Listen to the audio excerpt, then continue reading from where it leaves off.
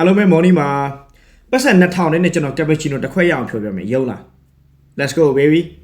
ဒါတော့ကျွန်တော် coffee ဖြောပုံအဆင့်ဆင့်လေးပေါ့နော်ဒီမှာဆိုလို့ရှိရင်ကျွန်တော်ဒီ Nescafe အထုပ်တွေနှစ်ထုပ်သုံးထားတယ်ပေါ့နော်ဒီကောင်လေးဆိုဈေးဘယ်လောက်မှမရှိဘူးဒါတော့ကျွန်တော်ဒီ blender ရယ်နွားနို့ရယ်ပေါ့နော်အရင်ဆုံးကျွန်တော်ဒီနှစ်ထုပ်လောက်ပေါ့နှစ်ထုပ်လောက်ထည့်တယ်ပြီးတော့ရေကတော့နေခွက်ကိုချိန်ဆပြီးအရင်အများကြီးထည့်လို့မကောင်းမထည့်သင့်ဘူးပေါ့နော်ဒီမှာဆိုရင်ကျွန်တော်ဒီကတော့ form လုပ်တဲ့ set ကြီးကျွန်တော်မှမရှိတဲ့အတွက်အတီးဖြော်တဲ့ blender ကိုပဲသုံးထားပါတယ်အဓိကတော့ဒါကျွန်တော် form လေးတွေထွက်လာအောင်ပါဟိုလို actually 100% form တော့မဟုတ်ဘူးเนาะဒါဆိုဒီမှာကျွန်တော်ရောလိုက်ပြီးစောနာဖြော်ထားတဲ့ coffee နဲ့ဒီ note လေးနဲ့အဲဒီမှာသူ့ရဲ့ form လေးတွေထွက်လာဒါတော့ကျွန်တော်နွားနို့နဲ့နေတော့လို့ထက်လိုက်ပိုးတာပေါ့เนาะနည်းနည်းလိုက်ထည့်တာပေါ့เนาะအဲဒါဆိုဒါကျွန်တော် cappuccino တစ်ခွက်လေးလက်ဖြော်လေးရပါပြီဒါတော့ကျွန်တော်စောနာဖြော်လိုက်တဲ့ coffee ပါတွေ့လား